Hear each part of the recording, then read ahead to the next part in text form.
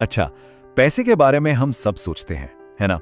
लेकिन आज हम बात करेंगे आपके पैसे की उस सीक्रेट कहानी की जिसे कोई एक्सेल शीट या कोई ऐप नहीं बता सकता। ये एक ऐसी कहानी है जो चुपचाप हमारी आदतें, हमारे फैसले और हमारा भविष्य तय करती है। अब आप सोच रहे होंगे कि एक हीरा, कुछ मसाले और एक पुरानी सी लालटेन का पैसों से क्या लेना देना। यहीं तो सारा राज छुपा है। आज हम इसी पहेली को सुलझाने वाले हैं। देखिए, पर्सनल फाइनेंस कोई नंबर्स का गेम नहीं है। असल में ये हमारी अपनी पर्सनल कहानी का खेल है। ये लॉजिक से ज्यादा साइकोलॉजी पर चलता है। इसको समझने के लिए एक बड़ा इंटरेस्टिंग टर्म है, डिप्रेशन बेबीज। ये उन लोगों के लिए यूज होता है जिनकी पैसे को लेकर आदतें उस माहौल से बनती हैं जिसमें वो बड़े होते हैं।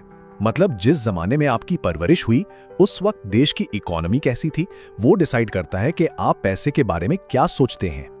इसको ना इंडिया के एग्जाम्पल से समझते हैं। सोचिए, जो लोग 80s और 90s में बड़े हुए, उन्होंने 13.5% तक के एफडी रेट्स देखे हैं। उनके लिए तो एफडी आज भी राजा है, एक हाई रिटर्न इन्वेस्टमेंट। लेकिन जो आज की जनरेशन है, जो 6-7% रेट्स देख रही है, उनके लिए बस एक सेफ लो रिटर्न ऑप्शन है। तो अगली बार जब कोई बड़ा बुजुर्ग एफडी की तारीफ करे ना, तो समझ जाइएगा वो सिर्फ अपनी यादें नहीं बल्कि अपने जमाने का सच बता रहे हैं। लेकिन बात सिर्फ इन्वेस्टमेंट तक ही नहीं रुकती। नहीं, बिल्कुल नहीं। हमारी जमीन, हमारा भूगोल ये तक तय करता है कि हम करियर क्या चुनेंगे। चलिए, गुजरात के काठियावाड़ का एग्जाम्पल लेते हैं। वहां की जमीन सूखी है, बारिश का कोई भरोसा नहीं, तो खेती तो मुश्किल हो गई। ऊपर से ज्यादातर लोग जैन धर्म को मानते हैं, यानी अहिंसा। तो वॉरियर या सैनिक बनने का ऑप्शन भी गया। तो फिर बचा क्या? सिर्फ एक चीज, बिजनेस। क्योंकि समुद्र और ट्रेड रूट्स हमेशा से थे, भरोसेमंद थे। तो वहां के हालात में ही लोगों को बिजनेस की तरफ धकेल दिया। और देखिए, आज भी उसका असर दिखता है। और इसी बिजनेस को चलाने के लिए कमाल का सिस्टम बना, अंगड़िया सिस्टम। सोचिए, कोई कानूनी कॉन्ट्रैक्ट नहीं, कोई लिखा पढ़ी नहीं, सब कुछ चलता है जुबान पर, भरोसे पर। अगर किसी ने धोखा दिया तो सिर्फ उसको नहीं, उसके पूरे परिवार को समाज से बाहर कर दिया जाता है। यहां पैसा बाद में आता है, इज्जत पहले। ये एक बेहतरीन एग्जाम्पल है कि कैसे कल्चर बिजनेस की प्रॉब्लम्स का सॉल्यूशन निकालता है। अब एक बिल्कुल अलग कहानी देखते हैं। कश्मीर और बिहार जैसे इलाके, जहां हिस्ट्री में काफी उतार चढ़ाव रहे हैं, अस्थिरता रही है, वहां लोगों के लिए सबसे बड़ी चीज क्या है? सिक्योरिटी, है ना? और सिक्योरिटी का सबसे पक्का जरिया क्या है?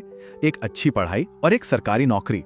क्योंकि देखिए, जमीन जायदाद, बिजनेस, ये सब तो छूट सकता है, पर आपकी एजुकेशन, आपकी सरकारी नौकरी, वो हमेशा आपके साथ रहेगी। तो हमने देखा कि कैसे भूगोल करियर बनाता है।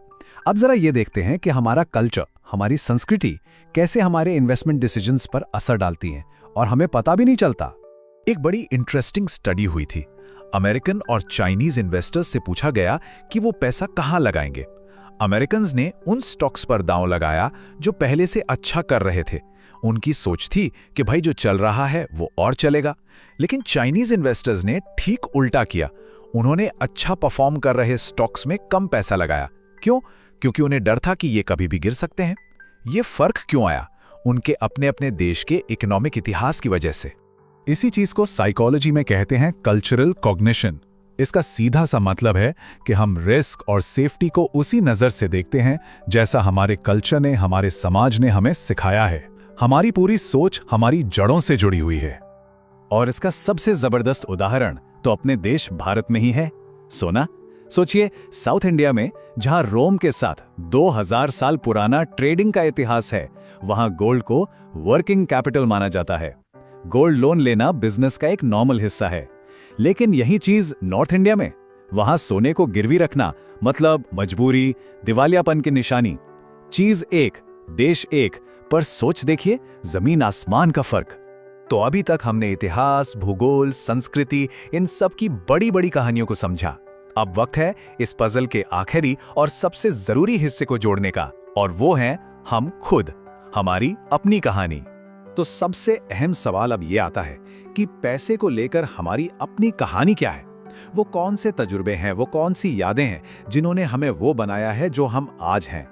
इसे जानने का एक बहुत सिंपल तरीका है। एक कागज उठाइए और अपने बचपन से लेकर मतलब 5 साल से 20 साल की उम्र तक पैसे से जुड़े अपने सारे बड़े अनुभव लिखिए। और हर अनुभव के साथ जुड़ी फीलिंग को भी लिखिए। डर, लालच, खुशी, चिंता, कुछ भी। फिर जरा सोच कर देखिए, क्या उन घटनाओं का आज आपकी पैसे की आदतों से कोई कनेक्शन है?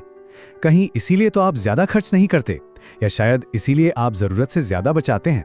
क्योंकि देखिए, आखिर में बात ये नहीं है कि हमारे साथ क्या हुआ था, बात ये है कि हम अपनी उस कहानी को समझकर आज क्या करते हैं। अपने पास्ट को समझना ही उसे बदलने की ताकत देता है।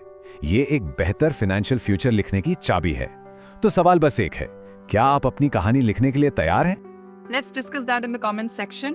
And as always, thanks for watching Alux Life. Subscribe for more.